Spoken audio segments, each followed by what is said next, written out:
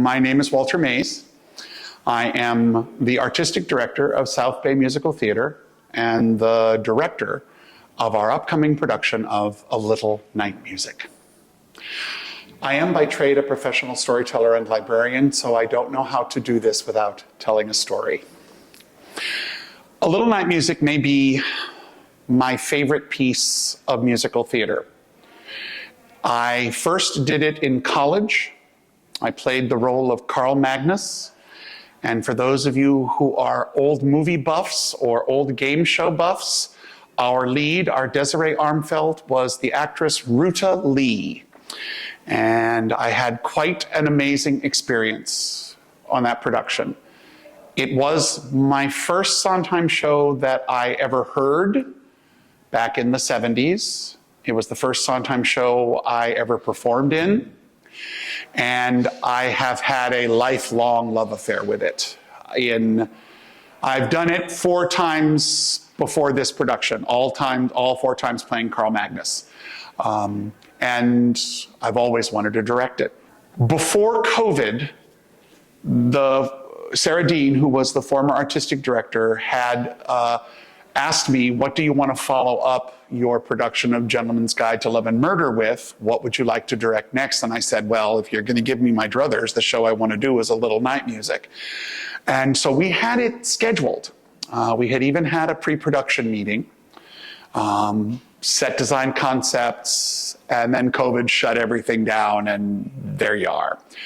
So Sarah created the season that we are currently in, the season that started with Rent and is now A Little Night Music, and then our next show, which will be Mary Poppins. And it was always, Walter's going to get to direct The Little Night Music, and he's going to get to do the show that he wants. And it's like, and then in the midst of this, we've had a regime change, and we've had new people in leadership positions, and I am now the artistic director. And I prepared myself for this production by hiring the absolute best staff I know. My stage manager, my music director, my set designer, my costume designer, every single creative person on this staff is the kind of person who knows how to do their job, doesn't need to be micromanaged, and will work at the top of their game. I'm very spoiled. And then I set out to cast the show. And we were very blessed with 130 auditioners for this show, which is a lot for an SBMT show. And the turnout of talented people was so strong that I could have cast this show completely twice without a regret. So we were able to do something really remarkable, and that is every role in this show is understudied. And the understudies are all in the show because they're playing servants, and everybody has had rehearsals and learned their music, and it's kind of a rare occurrence in the world of theater. And the thing that's making me really happy is how this company they get along, they like each other, they're grown-ups, they sing beautifully, they act beautifully. One of my favorite things about actors is actors who just take the note. You give them a note and they go away and they come back to the next rehearsal and they found a way to address the thing that you've given them, and every single one of them is delivering. It's beyond my wildest dreams. We had a breakthrough a couple of nights ago with one of the big scenes in the show where I knew it was going to take time for us to make the magic of the scene happen, because I didn't want to force an interpretation on the actors. And I said, we'll just find it. We'll find it in rehearsal. And in the middle of rehearsal, I had a kind of an inspiration, and I jumped up in front of everyone and restaged the number, and then we went ahead and did it. And when the scene was over, there was not a sound in the rehearsal studio. And the first sound you heard was a sob out of my vocal director, Anita Carey. I mean, it was amazing. And I think you're going to find that although this show has lots of moments of frivolity and lots of beautiful, lovely waltz-inspired music, its true power is its ability to understand the human heart. It's a play about the summer night in Scandinavia when the sun never actually sets. Because above the Arctic Circle, it kind of hits the horizon and then kind of pops back up. And a night where the sun doesn't set and where there is just light all the time it's kind of odd and affecting. And it's an opportunity for folklore and for romance to sort of collide. The theme is the summer night smiles 3 times. Once for the young who know nothing, once for the fools who know too little, and once for the old who know too much. The play is a rondelay of relationships, of mixed and matched couples who at first appear to be not with the right person. And by the end of the play, everybody is with their correct partner and all is right in the world of Sweden in 1908. Our costumes are beautiful. Our lighting design focuses in the second act on what the glow of that never-setting sun looks like.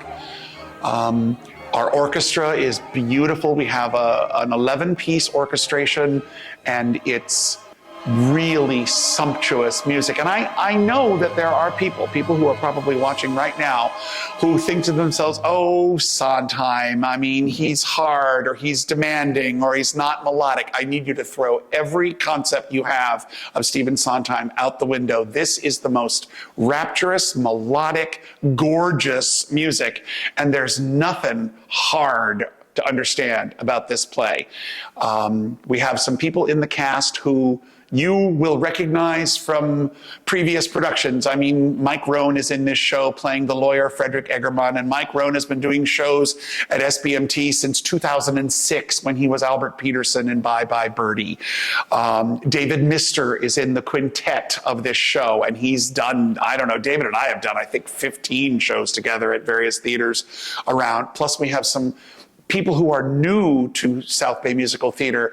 Judith Miller, who is playing Madame Armfeldt, is one of the most extraordinary actors I have ever worked with, and I am thrilled that she was able to be in this production. And Madame Armfeldt is a bucket list role for her, so we're really, really happy to have her. And then we also have young people like our beautiful Elle Levkovich, who's playing Fredrika, the 13-year-old daughter.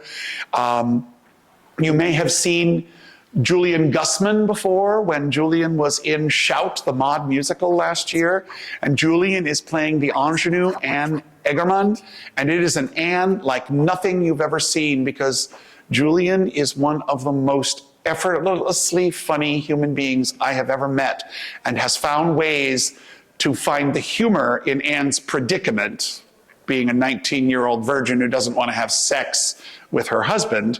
Wonderfully humorous. The structure of A Little Night Music uses the waltz as its inspiration, both in the music of Stephen Sondheim and then in the inspiration of everything seems to be some version of 3. The couples connect and interconnect. The musical numbers have 3 verses to them. There are all kinds of expressions of the wonderful interlock between 2 and 1 and 1 and 2 and 1 plus 1 plus 1.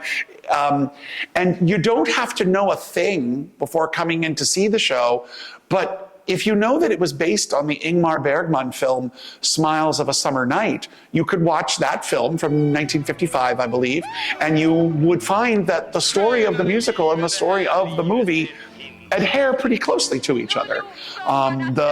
The mismatch and romantic and sexual rondelay of the movie are very much acted out in the play, and they are done with a frothy kind of style that Harold Prince, who was the director of the original production in 1973 in New York, he called A Little Night Music whipped cream with knives.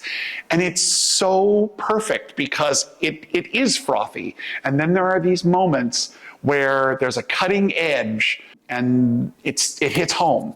the actress playing Countess Charlotte Malcolm, our friend Dana Morgan. Countess Charlotte is a self-deprecating and rather sardonically bitter woman. I have often said that my inspiration for Charlotte is the wonderful 20th century poet Dorothy Parker, who could write the most amazing, lacerating lines, but you'd laugh the entire time. If we do our job right, and I assure you, Dana is doing her job right, you will find that almost every word out of Charlotte's mouth is funny, but underneath it all is a veneer of almost painful reality for what her marriage is like.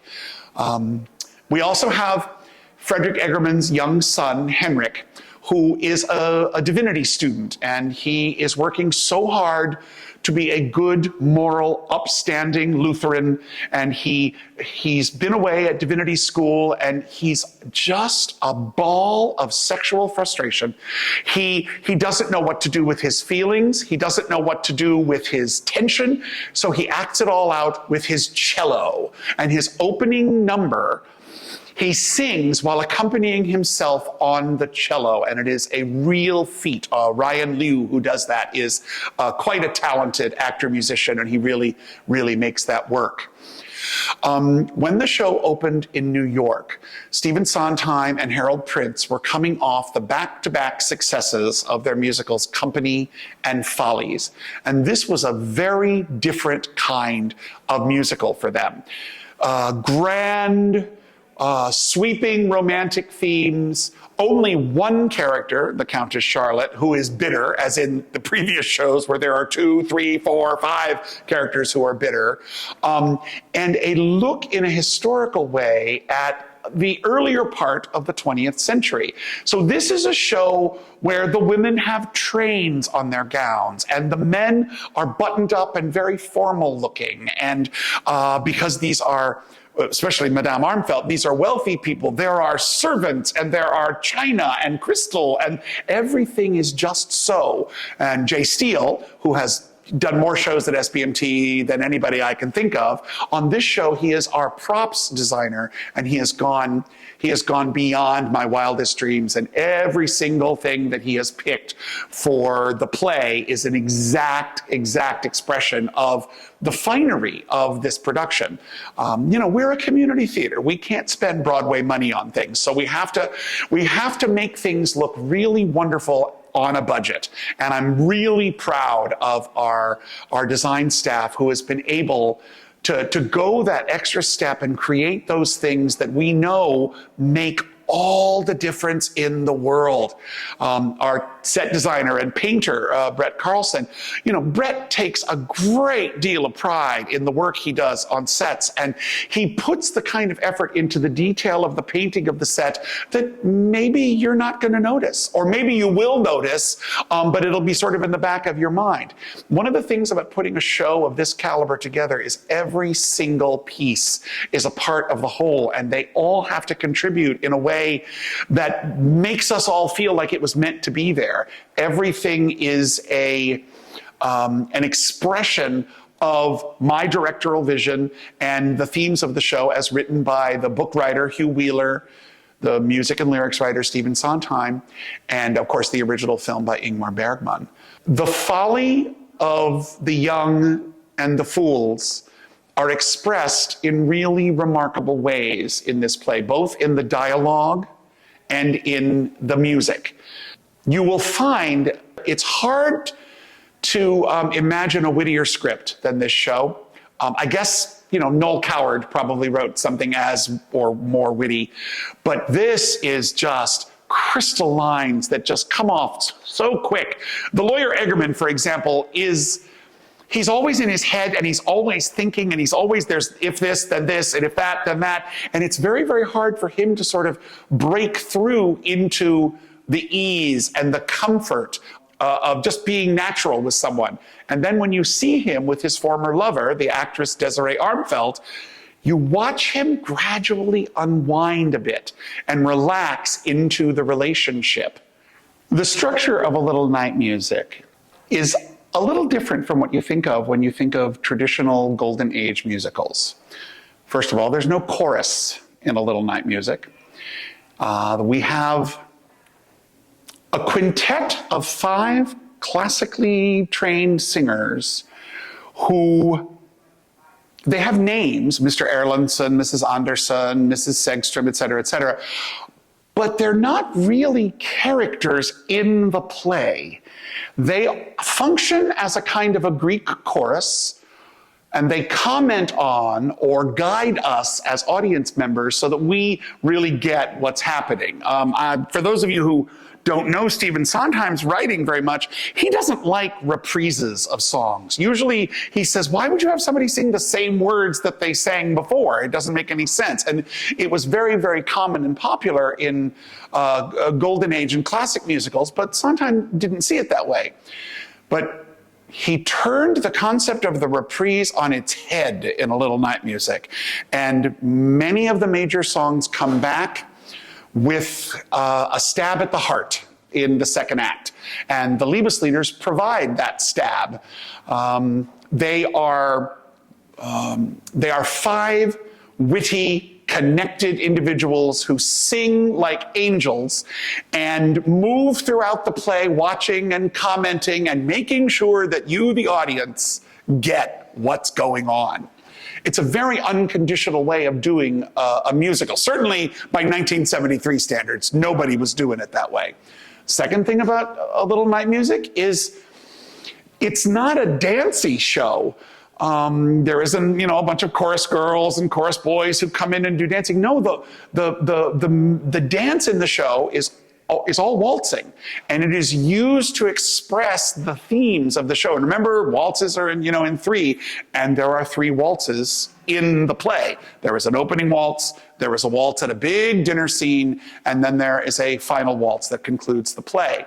So the way that those elements that are traditionally thought of as musical theater staples are used in this show help, in a certain way, at least by my taste, elevate the musical into a more serious take on the themes. If there was a bunch of chorus girls who came in and started singing, it's the wrong thing for this kind of a show, and you'll see. The other thing about it that is a delight to watch is that there are 6 great female roles in this show, starting with a 13-year-old girl and ending with an 80-ish-year-old woman. A friend of mine says, yes, you as a career as an actress, you can do your entire life waiting for the next role in A Little Night Music. So obviously when we, as I said earlier, when we did our auditions, we had a lot of really, really great auditioners come out for it. These are roles that don't come around a lot. A Little Night Music doesn't get done anywhere near enough by my taste.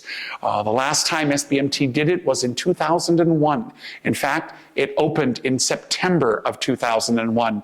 And I don't think the world was ready to go see a musical. And the ticket sales were pretty bad, and it left a bad taste in people's mouths. We're very excited to be doing it this season here at SBMT, and the fact that I have the opportunity to do this and to work with the collaborators that I'm getting to work with, and to have the dream of a cast that I have for this show delights me beyond my wildest dreams. I've been working at SBMT since 2008. I've been directing shows and acting in shows and producing in shows, and I'm very proud of many of the shows that I've done here. You can go back through, my resume, and I can point to, oh yeah, well look at that, and oh look at that. But I am 3 weeks from opening right now, and I'm about to say this may be my best one yet. I'm very excited. I've gotten on the phone and I've sent emails to friends of mine who don't live in the area and saying, this is the one, you need to get up here. You need to buy a ticket and come up, and you can stay at my place or whatever, but you got to come and see this show. We're going to open with our usual gala opening on Saturday, January 27th, and the show will run for 4 weeks, closing on Saturday, February 17th. It's here in our wonderful Saratoga Civic Theater, and tickets are available on our website, southbaymt.com. Our box office will be open and able to help you with anything that you want, and I do hope that you and your friends and your extended family, especially if you Love to see well-done musical theater. I think this one is going to really delight you. So I look forward to you coming and seeing a little night music. Thank you.